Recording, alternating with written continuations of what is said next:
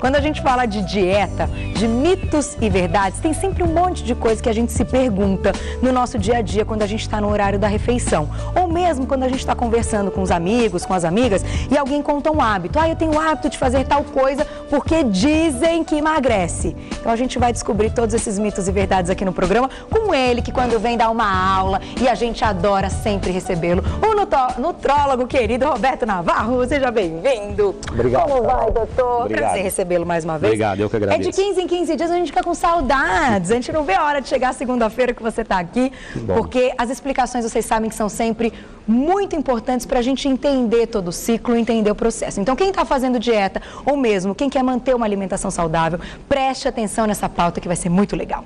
Doutor Roberto, preparamos aqui uma lista de mitos e verdades da dieta, que é um negócio de louco. Vamos lá. E a gente já começa com uma bomba, que é aquela bomba que todo mundo se pergunta. Mito ou verdade? Comer carboidrato à noite engorda? Dependendo da quantidade, atrapalha mesmo, Carol, porque o carboidrato, ele dá um combustível, que é a glicose, que é um combustível para queimar logo. Tá. O corpo precisa de energia para trabalhar. Quanto mais a gente está em atividade, mais glicose é necessário. Quando você está acordada, você está trabalhando, está subindo uma escada, está movimentando, a gente consome muita glicose em músculo. Tá. À noite, a gente geralmente tende a comer, e vai assistir televisão e vai dormir. Tá. Então, o nosso gasto energético diminui sensivelmente. Então, se você à noite exagerar no carboidrato, você vai dar muito combustível para um gasto menor. Entendi. E quando sobra combustível, o corpo transforma em gordura. Mas se você, no dia seguinte, acordar e tiver uma atividade bem intensa, se você é um atleta, se você gasta esse combustível de reserva, não tem problema, Carol, aí não engordaria. Aí não engordaria. Não então, engordaria. quem pratica atividade física após o jantar ou pela manhã, pode consumir carboidrato. Tranquilamente, aí não teria problema. Quem não vai fazer essa atividade física após jantar ou mesmo cedinho, poderia consumir um pouco ou não tem que consumir? Não, pode consumir, não tem problema. Um pouquinho. E os que têm baixo índice glicêmico, que não te dá tanta glicose rapidamente no sangue. Tá. Os legumes, as verduras, as hortaliças. À noite não fazer pão, né? Macarrão, evitar agora uma boa salada, até uma sopa de legumes, com a proteína, né? Pode ser um peixe, uma carne, uma ave, um ovo, não teria tanto problema. E a fruta? Pode comer a fruta antes de dormir? Pode, não existe nenhum erro propriamente dito, né? Não existe um estudo que diz que comer fruta antes de dormir te traz problema. Tá. É uma fonte de minerais, de vitaminas importantes. É o mesmo raciocínio com qualquer carboidrato. Tá. Né? Se você vai ingerir essa fruta antes de dormir numa quantidade baixinha, não tem problema. Não tem problema. No outro dia vai queimar, sem problema. Não seria nenhum erro, não. Agora não vai comer uma melancia inteira, Uma melancia inteira, um abacate inteiro, uma manga inteira, caixa de uva imenso. Não é uma caixa de figo que tem índice glicêmico alto. Aí tem que saber escolher a fruta correta. Né? E ter aí um bom senso, né, doutor? Exatamente. Bom senso é tudo. Sempre. Próxima pergunta. Mito ou verdade? Beber durante as refeições aumenta a barriga? Isso é muito comum, tá? É uma pergunta frequente. Todo mundo pergunta, né? Na verdade, não que aumenta a barriga. Quando você toma líquido numa refeição, você dilui muito o suco gástrico. Tá. Então, para que o alimento seja digerido com bastante eficiência, precisa de um volume de suco gástrico mínimo para digerir a proteína. Se você toma muito líquido na refeição, pela diluição do suco gástrico, a digestão fica um pouco mais dificultada, principalmente a digestão da proteína. Tá. Então, se chegar lá no intestino uma proteína que não teve uma digestão adequada, por um suco gástrico mais ralinho, ele vai entrar em putrefação e vai te dar uma distensão. Você vai ter uma sensação de que a barriga cresceu, mas não é gordura, é um inchaço por gases, mais uma sensação de desconforto, mas que aumenta a gordura na barriga, não, é mito. Isso é mito. Aumenta, distende um pouco o abdômen. Então o ideal é beber antes ou depois? Olha, tem o que a Abram recomenda hoje, talvez por observação de estudos, até 200 ml, no máximo 200 ml de qualquer líquido numa refeição, não atrapalha tanto a digestão. Até 200 ml. Perfeito, um copo. Um copinho pequeno, bem pequenininho, não pode ser aqueles maiores, 300 ml. Então não engorda, apenas dá um inchaço. Dá um inchaço, um desconforto. Certo, mas é mito, hein? Gostei dessa. Mito ou verdade? Unir numa refeição proteína ao carboidrato emagrece?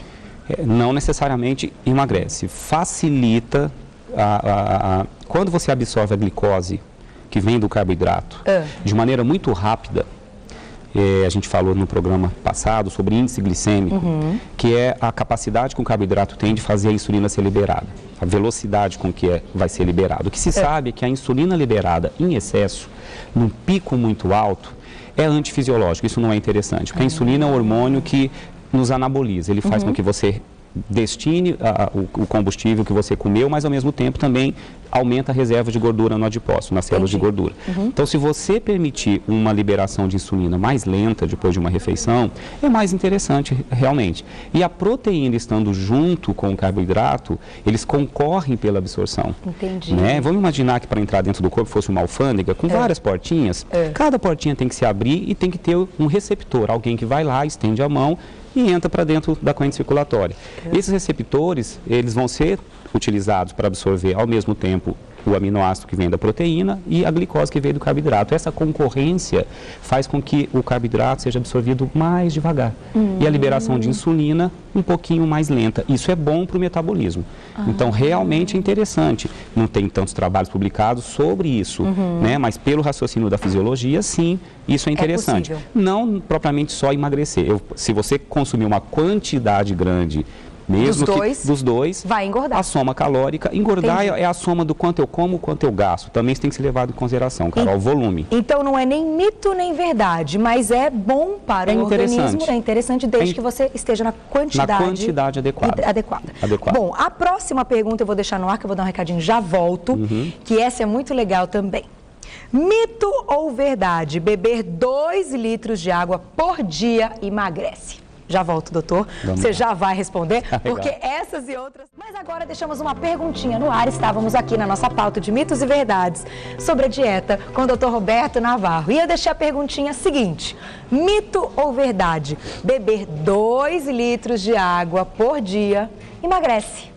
E aí? É mito, Carol. É mito? Seria interessante, porque é fácil beber 2 litros de água e todo mundo seria magrinho. A hidratação é fundamental para o corpo humano. A gente recomenda em média de 20 a 30 ml por quilo de peso. Em situações onde você não está tendo uma perda excessiva, não está praticando esporte, não está num ambiente muito quente. Mas 2 litros de água é a média que se recomenda para que as pessoas tenham uma boa hidratação. Não existe correlação de estudos com isso e emagrecimento. De maneira, não existe. Mas beber também esses 2 litros de água pode aumentar o inchaço e a retenção de líquido? Sim, se tiver algum problema renal, se você tiver algum problema cardiológico, onde a ingesta de líquido tem que ser menor, embora tem 2 litros para pessoas saudáveis, é tranquilo. Dificilmente você vai reter essa água dentro do seu organismo. Para algumas patologias, sim, Carol, se limita a quantidade de água até 500 ml, 1000 ml, de meio litro a 1 litro, mas são condições de patologia.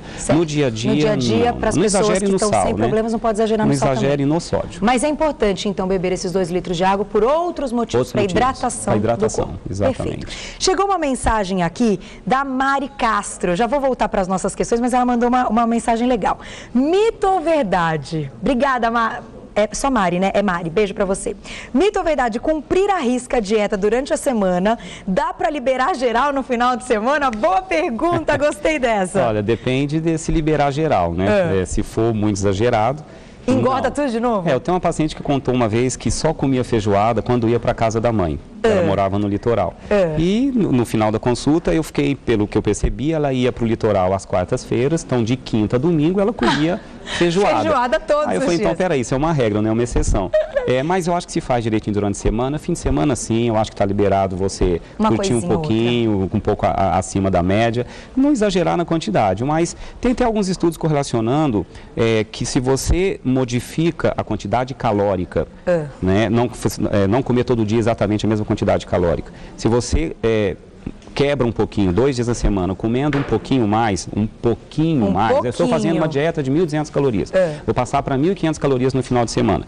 Parece que não compromete e até estimula depois o metabolismo a voltar a funcionar favoravelmente à perda. Legal. Isso tem pouca literatura, mas alguns casos já relatados sobre isso. Mas, a princípio, não exagere no fim de semana. Tá, então assim, não precisa comer doce no sábado no almoço, sábado à noite, domingo no almoço, domingo à noite, fritura, sabe? né? Pode comer um pouquinho a mais, mas não liberar geral. Um engradado de cerveja, né, Mari tomar um monte de Cássia? cerveja, aí não vai ter como. Mas muito boa pergunta da Mari, obrigada. Bem, a próxima é a seguinte, mito ou verdade, dormir pouco engorda? Olha, aí realmente tem alguns relatos. Quando você dorme pouco, você tende a ter uma maior produção de cortisol, que é o hormônio do estresse. Certo, né? você contou pra gente. Falei no programa passado. E o cortisol alto pode predispor você a reter mais gordura no organismo, principalmente na região abdominal. Então, de maneira indireta, eu poderia dizer que quem dorme pouco fica mais predisposto ao acúmulo de gordura. Aí vai se somar isso aí, o quanto ele come no dia a dia também. Entendi. Se ele faz uma dieta hipocalórica, ele também não vai se comprometer tanto. Então, mas sono é fundamental. Dormir pouco pode te predispor, mas não necessariamente vai te engordar, não. Você tem que correlacionar aí também o quanto ele come no dia seguinte. E o quanto ele gasta numa atividade física também? Também. Tá. Não tem estudo que ainda correlacionou com ganho de peso, mas aumento da circunferência abdominal, talvez sim. Então é quase verdade total. Não é mito também. Não é um mito, é uma situação que pode te prejudicar. Quem dorme mal tem vários problemas, inclusive pode também aumentar a circunferência abdominal pela alteração do cortisol. Aí tudo bem, mas ganhar peso no geral... Vamos estar atentos então, né, doutor? Dormir bem é fundamental. Número 1, né? Dormir bem é fundamental. Eu também acho, senão no dia seguinte parece que não funciona. Nada. Vamos lá. Mito ou verdade? Essa também é ótima. Tomar água morna com limão de manhã em jejum emagrece. E aí? Não, é mito, Carol. É mito, né? Emagrece, ajuda nada. Então, quem está acordando tomando água com limão, morre. O que se tem de observação, tem pessoas que têm algumas intolerâncias alimentares, tem algumas pessoas que têm intolerância à lactose. E, por continuar ingerindo a lactose, formam na mucosa intestinal um muco mais espesso. É uma secreção por intolerância àquele alimento que vai se acumulando na mucosa intestinal. O limão com a água morna, ele pode ajudar a limpar um pouquinho essa mucosa, a dissolver esse muco que está preso na mucosa intestinal, ou ajudar a diluir, e facilitar o funcionamento do intestino. Então, tem alguns pacientes que relatam que realmente vão no banheiro com mais facilidade, tomando essa água morna com um pouquinho de limão. Não existe nenhuma correlação com peso, com ganhar peso. Mas pode melhorar o intestino. Para alguns pacientes, sim, que têm algumas intolerâncias alimentares. Para outros não dá nenhuma diferença. O limão é uma fonte de vitamina C, eu recomendo, ingira limão. A água morna é indiferente. Indiferente. É mais para ajuda a diluir um pouquinho essas secreções, né? Mas não tem tanto estudo ainda feito sobre isso. Que isso vai emagrecer, não, então, emagrecer não. O que vier depois desse suco, desse limãozinho com água morna, é que são elas. Você faz isso, e depois vai para a mesa do café e come 6 pãezinhos, né? Aí não tem jeito mesmo. Então, aí não tem como. Não é, na verdade é mito. É mito. A próxima pergunta é a seguinte, mito ou verdade?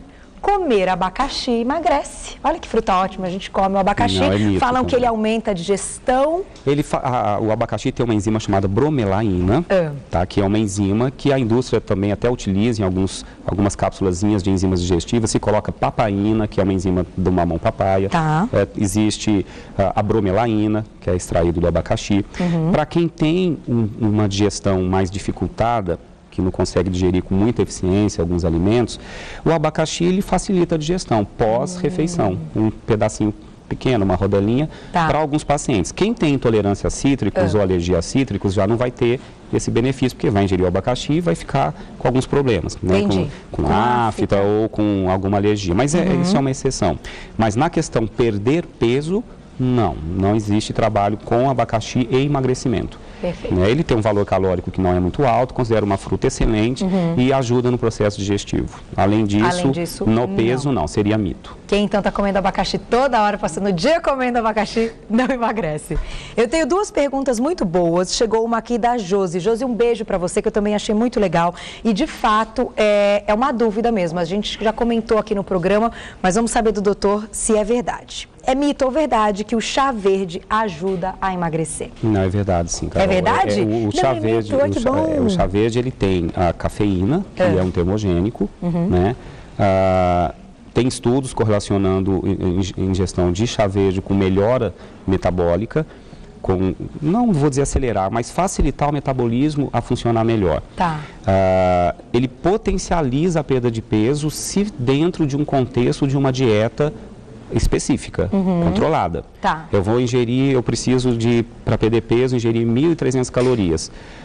aí você tem que estar fazendo essa dieta. Cumprir a dieta E, ao mesmo tempo, tomando o chá verde, você vai facilitar a termogênese. Termogênese é um passo bioquímico que faz com que você queime seus estoques de energia com mais facilidade. Entendi. Então, o nosso corpo precisa desse estímulo de termogênese para queimar reserva de gordura, ou reserva de calorias de um modo geral.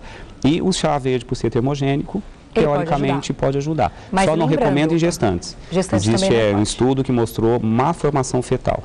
Olha só, então é importante a gente dizer em excesso, só que esse estudo acabou correlacionando o chá, não o princípio ativo do chá verde, mas os chás onde você não seleciona uma folha, que vem com impurezas, feito de maneira artesanal, e talvez por essas impurezas, contaminantes ambientais, como chumbo, isso um estudo correlacionou, talvez por essas impurezas, não pelo próprio chá verde. Não pelo próprio chá verde. Mas só não exagerar. Importante a gente lembrar aqui, e claro, com orientação médica tudo isso, né, doutor? Isso. E cumprindo a dieta, só o chá verde também não vai fazer milagre. Comer a feijoada, o doce, beber o chá verde não vai ajudar. Mas ele é saudável, eu considero o chá verde um alimento bem saudável. Muito bom. Vamos então para a nossa última pergunta, que essa é muito boa também. Meninas, a gente sempre pensa nisso quando a gente vai tomar o refrigerante. É mito ou verdade?